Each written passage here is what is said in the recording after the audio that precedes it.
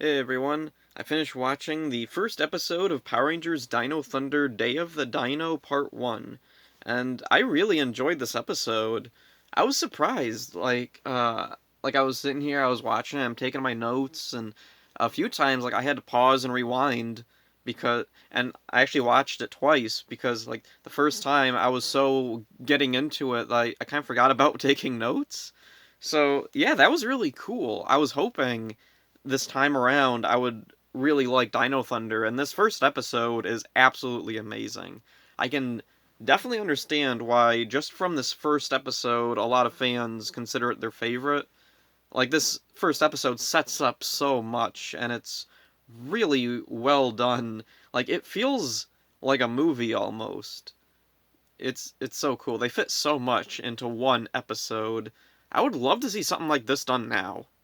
I don't think they could quite do it now. Maybe. Who knows? So anyway, summary.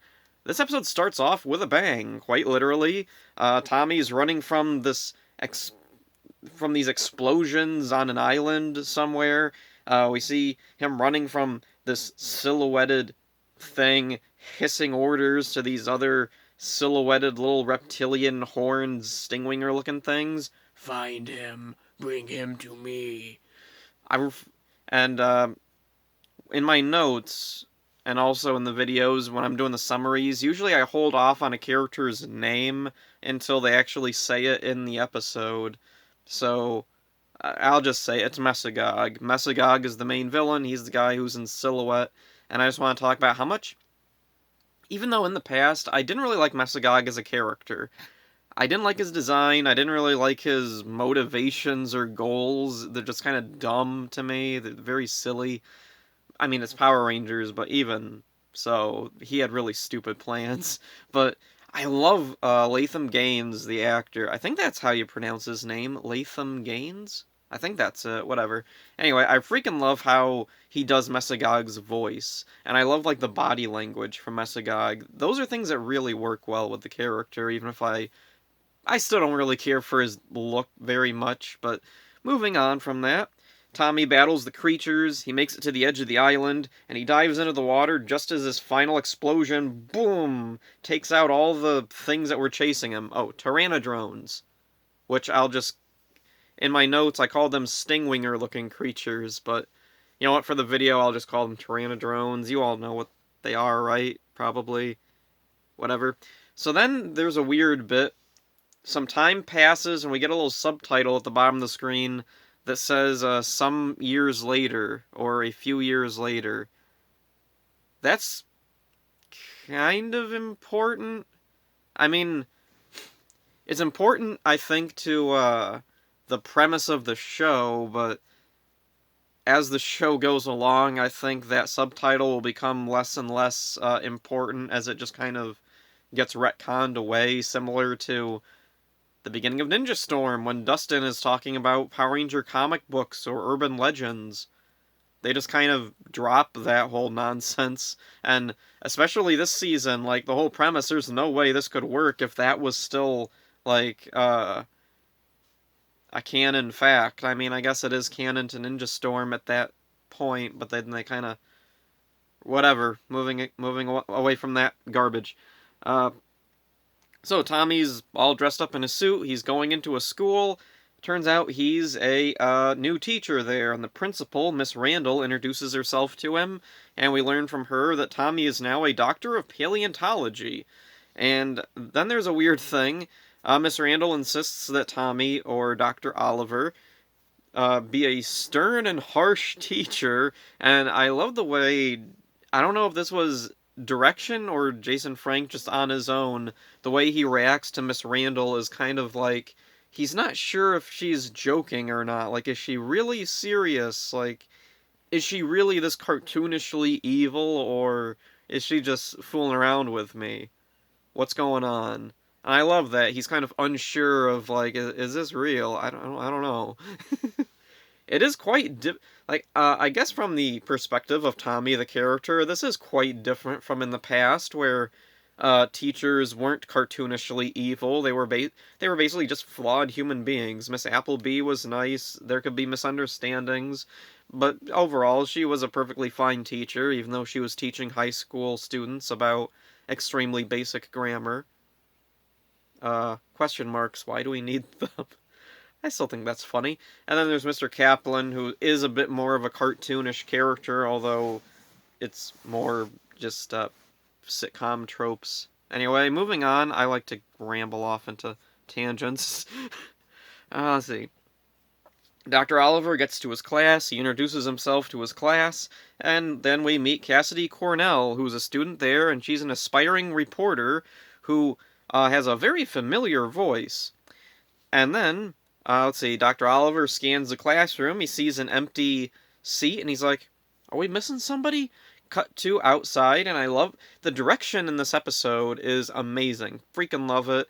So much works really, really, really well. I believe this was directed by Charlie Haskell. Yeah, he's a really great director. He's done tons of Power Rangers stuff. I think he was on Hercules and Xena, wasn't he? I'm pretty sure he was on. I know quite a few of the crew members on the Disney Power Rangers seasons, because they were in New Zealand, came from Hercules and Xena and Lord of the Rings. So we have some really high caliber talent working on Power Rangers at this point in the series, and that's really cool. So moving on, outside we are introduced to Connor McKnight, who's skipping class to practice soccer with a friend. Miss Randall finds him and sends him back to class. And this is kind of a weird continuity something. I'll talk about that later on at the end, probably. Then we meet Ethan James. Let's see. Some time has apparently passed between Connor getting in trouble and this, because Connor was skipping class, and now class has ended, and we have like lunch or a break, or it's like just after school or something. Ethan is in this garage next to the school, and he's with a buddy. That's a really weird thing. Both Connor and Ethan are with friends that I don't think we ever see again, at least not hanging out right with them or anything. So anyway, he's hacking into the school computer system to reset the school sprinkler system and make them go off when they're not supposed to. Wow, dude, that sucks. This is this is probably the weakest element of the episode for me, is, man, Ethan's prank is just so juvenile and dumb. Like, he's a technical, like, genius, but this is what he comes up with. And it always made me think of, back in Futurama, there's an episode where, what was going on? They were in the ruins of old New York, and Fry, like, knocks a phone off its thing, and Bender goes, wow, New York is so burned. And that's always kind of how I thought here. Like, when the sprinkler goes off, and we see Ethan coyly walking around with his little umbrella, all I can think of is Bender popping up and going, man, Reefside is so burned. I love Ethan. He's one of my favorite Rangers in Dino Thunder, but man, this is not a good first impression, at least not to me. Other people probably love this. I don't know. What do people think of Ethan? I don't know. Like, I know people like Ethan. People like all the Dino Thunder Rangers. None of the Dino Thunder Rangers are, like, unpopular. I just saw a video a while ago where the guy was talking about Connor and talking about how, like, all the stuff he didn't like about Connor, and then at the end of the video, he's like, he's one of my favorite characters ever. So even a character people hate, they still freaking love. I mean, I'm kind of a similar way with a character like Eric from Time Force. I hate a lot of the stuff he does, but that's kind of what makes him my favorite character. Back to this thing. So Kira Ford is out entertaining some other kids, playing a guitar, singing, and Miss Randall, I guess, is just looking for somebody to punish, and she settles on Kira. She tells her that performing on school grounds requires a permit. I think that is, like, accurate to actual school rules, but I'm pretty sure this is not the way it was intended to be enforced. Like, it meant, like, outside, like, people outside the school system, not the actual students. The students are certainly allowed to perform music or whatever, especially on a break like this. But whatever, TV show, thinking too deep about this. Then again, this is, like, basically my whole channel. I probably should be thinking deep about it. Whatever. So Miss Randall escorts Kira, and then this is the weird thing. You know, I'll talk about it here. Connor is with Miss Randall, so when she sent him back to class, he either like went back and then got in trouble later, or she sent the other kid to class and then kept Connor with her for some reason, and he just hung around her for hours? Because that was something. When Dr. O introduces himself to the class, he says, "Welcome to first period science," or something, or homeroom science, or whatever. It's the first period. The school had just started, and now it's either after school, at lunch, on a break. So it's the middle of the day or towards the end of the day. So yeah, it's been like hours at least that Connor has not been going back to class. Or he went back to class and then got in trouble again. I think that's a bit of a continuity error, probably. It's probably just something the writers didn't think about. It's not really the focus of the episode. And even in the past, when I've been watching Dino Thunder, that's something that never occurred to me, ever. It's an extremely minor detail. No one's going to care about this, probably. I wouldn't be surprised if, like, 0 people ever had ever noticed this. Guess I'll look it up on Ranger Wiki, see if they have anything to say about it. So anyway, Ethan's prank comes to fruition, and the sprinklers go off right in Miss Randall's face. And then she turns to see Ethan walking around with his dumb little umbrella. Which, the more I think about it, the more... Yeah, it's pretty funny, actually. It's just not really the type of humor I'm super into. That's a weird thing with Dino Thunder. With Ninja Storm, they had some really weird humor. Like, really strange. Like, your humor is weird and confusing. Dino Thunder, though, is where the humor kind of shifts from just being weird to being more Disney sitcom-y. Like, I remember around the same time Dino Thunder was on, that was when a bunch of other, like, live-action Disney sitcoms were becoming a big thing, like The Sweet Life of Zack and Cody and Hannah Montana. And, was Lizzie McGuire a Disney thing? I think that was. Live action, then there was the little interstitials with the little cartoon version of herself. And then there was a bunch of other live action Disney things that nobody remembers because they were garbage. Actually, even the ones that were garbage people remember. What am I saying? So yeah, this is where it really feels like a Disney show at this point. I don't know how to feel about that. Like, it gives its own tone and feel, I guess. It definitely has a personality. Like, if you look at all of Power Rangers, Dino Thunder does stand out a bit with its humor. Kind of. The later Disney seasons, I think the humor in the Disney era seasons kind of gets worse and worse, and then gets a little better by the time we get to, like, Jungle Fury and RPM. Actually, Overdrive has some good moments, too. I'll give it that. Whatever, back to the thing. So, Miss Randall takes the 3 to her office and tells them they have detention for a week. Then she goes to Dr. Oliver and tells him that he's being put in charge of detention. And he's like, well, I already planned on going to a museum after school. And she's like, cool, take them with you. And he's like, alright. So then he takes them to the museum. And Ethan comments on this T-Rex statue out front, which is a very, I don't want to say bad, but it's just very out of place. It stands out, not in a good way. It's a big CGI yellow Why is it yellow of all colors? I feel like this dinosaur thing, this really should have been gray or brown or like a darker tone, not bright kind of a puke yellow color. Whatever, it's a minor thing. Anyway, Tommy goes up to the door, finds it all chained up, and there's a sign on the door that says, under new management, Anton Mercer Industries. That'll be important in upcoming episodes. And then he tells the others, go look for something prehistoric and I'll lift detention for you. So then they wander off into the nearby woods and then fall through a hole in the ground. Just as they happen to be talking about sinkholes. That's an interesting thing. They go walking into the woods, and Ethan talks about an urban legend about sinkholes in the woods. And he's like, it was all over the urban legends message boards. So that's two Power Ranger premieres in a row where characters are talking about urban legends, and they're both also the token kind of nerd character. Huh. Wonder if that has. It's probably a coincidence. Moving on. So Tommy looks around for the kids, and then he, like, notices out the corner of his eye, oh, that T-Rex statue is missing. And then it turns a corner and begins to loom down at Tommy. So Tommy does the first thing that comes to his mind, and he, like, spin kicks it in the nose. As you do.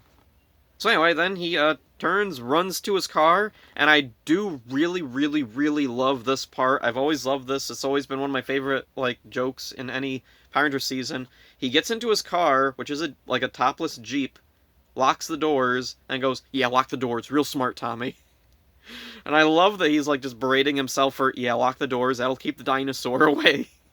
And then, so he drives. Oh, yeah, before he drives away, he has the old Friday the 13th horror movie cliche problem with his car. He's trying to start it. It won't start. Then it starts. He is able to get away. And, let's see, meanwhile, the kids are still stuck in the hole. Connor tries to climb out, but he can't scale the walls, just to establish why they don't try climbing out, I guess. Tommy eventually tricks the T-Rex into smashing into a bridge that he drives under. The dinosaur drops down motionless, and Tommy goes over to, check it out, I guess. He's like, I'm wondering, in this scene, I'm wondering, does Tommy go over to the dinosaur thing? It's a T-Rex. Does he wonder, Jason, are you playing a prank on me? Are you running around in your Dino Zord? Like, I think the Dino Zord is around again. In Forever Red, Jason has his power coin. Yeah, he does. Whatever. Back to... I was thinking of in Grid Connection, it's in a meteor. Was there something in Dino Thunder to do with a meteor? Is that why Jason's coin is in a meteor? And who cares? Whatever. That made no sense. I'll complain about that when I get to that episode, I guess. So anyway, Tommy goes over to check out the dinosaur and finds it's a robot. Oh, so maybe it is a Dinozord. I don't know. That's something they never really comment on. Why is this dinosaur robot a thing? I don't think it ever comes back. I don't think they ever mention it again, do they? Like, Mesagog's thing wasn't making robots. It was working with, like, a bunch of DNA and Gene slamming himself a bunch of mutants, right? So why would he want a robot? Seems like he wouldn't want a robot. He'd want, like, mutants. He wants to turn humanity. He wants to, like, repopulate the Earth with dinosaurs, right? So why is he making a robot dinosaur? Whatever, back to... Maybe it's a completely unrelated thing. Or maybe I'm forgetting something that happens later. I haven't watched Dino Thunder in years. So anyway, the kids are still down the hole. They find a dinosaur skeleton. Connor touches the bottom jaw of it, which triggers a hidden door to open. They go in the hidden door and they find a lab full of computers and, let's see, an odd smoking stone in the middle of the room with 3 shining gems on top of it. So of course, they go up and touch it. I think Kira does say something about, like, you're really just gonna touch this thing you saw? Whatever. And, let's see. Oh, yeah, then we cut away to elsewhere. This island rises out of the sea, and the sky's all smoky and gray. It's really ominous. And then inside this structure on the island is a dinosaurian being who is that same silhouette from the beginning. He commands the Stingwinger-looking things to go out and, let's see. Yep, that's him. He can sense the gems that the kids picked up. Somehow. So then, the 3 kids find their way to the surface, but then the Stingwinger-looking things... Yeah, I said I was going to call them Tyrannodrones, but now I'm just calling them Stingwinger-looking things. Whatever, it just feels more natural to me. They attack the kids, and the kids fight them off, and while they're fighting them off, they find that each of them have super civilian powers. This is the first season to do that. I'll talk about that later. Kira turns and lets loose a sonic shriek that knocks back the creatures. Her gem is glowing, making her realize that it has some kind of connection to her new ability. Ethan blocks a slash from one of the creatures and discovers his new ability. His skin can become like a scale shield. Sure. And then Connor's thing is hyperspeed. And then, just as they defeat the last of the creatures, Dr. Oliver finds them, and they pretend nothing happened. Alright, sure. So, then at school the next day, we see Cassidy Cornell talking with her friend Devin about how she's trying to learn more about Dr. Oliver, and that she even tried to contact Angel Grove High. Why? Did... Why? We don't really get any reason why. I don't know, I guess it's just an Easter egg for the fanboys to be like, oh, I remember that! Yeah, remember Angel Grove High? Oh yeah, I remember. So, then she spots Connor, Ethan, and Kira hanging out together, and she's like, that's weird. What are they all doing hanging out together? And I do like this. This is kind of similar to in Tattooed Teenage Alien Fighters, when the characters, they're all brought together, like, just by circumstance, and after they save the Earth the first time, they're like, we probably shouldn't be seen hanging out together. Like, I know we gotta save the world together, but none of us ever hung out before. We weren't friends. So they make an agreement to, like, okay, we'll stay away from each other. That slowly breaks down over the course of that series, but here, like, they don't really come to that conclusion. They're just together. Cassidy notices, and I don't think it really matters later on, ever. So then suddenly, the Stingwinger looking thing, or a couple of them, they show up and teleport away with Kira. Connor and Ethan decide to find Dr. Oliver, since he's a paleontologist and he might know something about these Stingwinger looking things that kind of look like dinosaurs. Yeah. Oh, and something I noticed that I never noticed before when I was younger, the Pteranodrone's costumes I'm not as big on as an adult. There's just a little too much, like, you can see the pants, you can see the straps, like, holding the reptilian armor in place, you can see, like, the boots on the things. Is this like a Star Wars theory thing where he's like, you can see the bricks and the screws in the wall, and it took me out of it? Like, is that what I sound like when I complain about the Pteranodrones? You can see, like, the belt straps and the little snaps holding the suits together? I don't know, it's... Like, they're fine. I like them, it's just that this thing I feel like kind of distracts from what they're supposed to be, which is supposed to be, like, organic reptilian creatures. Whatever, back to the thing. Let's see. So they get to Dr. Oliver's house, they knock, no one answers, so then they decide to invite themselves in. And then Connor sees this little model dinosaur skeleton, and he goes to touch it, and I really like this part. Ethan's like, dude, you remember what happened last time? Hey, what do you think's gonna happen? He's a school teacher, he's not... And then a door opens, and he's like, Batman. Which, I'm wondering, is that a reference to Mighty Morphin? Because way back in Mighty Morphin, there was that line Ernie had where he said, you know what, the Power Rangers are going to do for Angel Grove what Batman did for Gotham City. Kind of cool that Power Rangers would regularly reference DC stuff. Before, in 2017, the movie, they mentioned Marvel stuff, Iron Man, Spider-Man. Remember that? Am I weird? Moving on. So, anyway, they go through with a hidden door, and they find it leads to that lab they found earlier. Inside is Dr. Oliver, who ominously asks them, if you're looking for extra credit, you came to the wrong place. Good one. So then, Kira, meanwhile, is being held captive by that hissing dinosaur thing. It's Mesagog. We get a quick little glimpse at Mesagog's face, but then they quickly, like, pull away from it. Like, they don't want us to see too much of him. That's a cool thing. So yeah, a lot is packed into this first episode. And like I said at the beginning, it feels almost like a movie. There is so much going on. And it does a brilliant job of setting up many elements of the season, while also keeping an air of mystery. Like, so much is set up here, but you don't know exactly what's going on. And one of the things I really like is, the Rangers don't morph in this first episode. So often the last bunch of seasons, we have, like, at least 1 or 2, 3 Rangers morph in the first episode, because gotta keep the kids' attention. If we don't have Power Rangers, the kids aren't gonna pay attention, right? This one, like, it takes its time, but it's also, like, very fast-paced.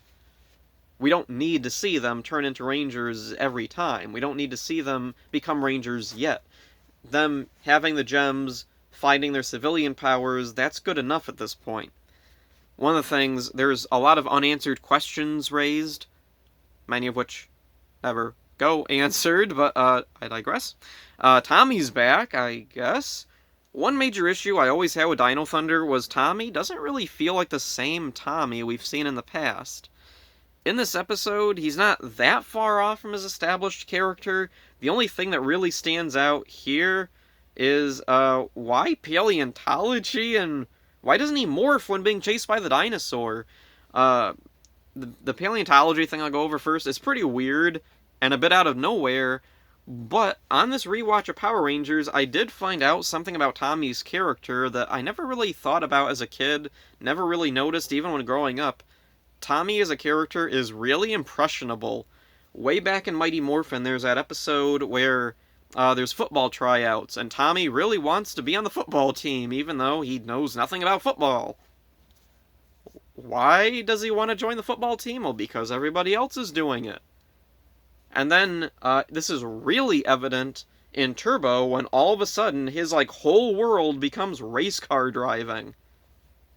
Yeah, just out of nowhere. He never had any kind of interest in racing ever before, but all of a sudden now, yep, race car driving. I'm going to be a race car driver. And that's his whole thing. Then in Forever Red, yeah, that's gone. He doesn't mention racing. We don't see him in the car. Or, I don't know. It's possible that, that's in his personal life. This is his Power Ranger life.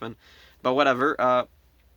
It's not really brought up there. It's not brought up in Dino Thunder either. So I assume that he must move from one weird thing to another weird thing, and it makes sense. If he was hanging around somebody who was super into paleontology, some of their enthusiasm would rub off on Tommy, and Tommy would be all like, yep, paleontology is my whole world now. And yeah, he would take it to the extreme and become a teacher if his established character is any evidence. So that was weird. Oh yeah, and then there's that little subtitle at the beginning that says a few years have passed. It's not clear how many years or even when anything is going on. That stuff at the beginning, is that taking place 3 years before the rest of Dino Thunder? Is it taking place before or after Forever Red? Is it taking place right after Turbo? I don't know. They never really explain or establish it. But one of the things, and I'll talk about this later in the next episode, is I think the original intention with Dino Thunder is to push Power Rangers into not super distant future, but pretty far into the future. Probably around now, presently. In the real world, it's 2023. I think that's right around where they were kind of pushing for Dino Thunder to be taking place in, but then later decided, screw it, it takes place right after Ninja Storm. So then, oh yeah, the other thing is, why can't he or doesn't he morph? Continuity-wise, he still has his Zeo powers. Nothing ever happened to his Zeo powers, timeline-wise. The Turbo movie gives them new powers for ill-explained reasons, but they never take away the Zeo powers, and I don't care if in the uncut original director's cut version or whatever, the original script, they did lose their Zeo powers. As it is in the show, they never lose them. So why doesn't he had them in Forever Red, so what happened? Where are they now? I don't know. Is his power coin in a meteor?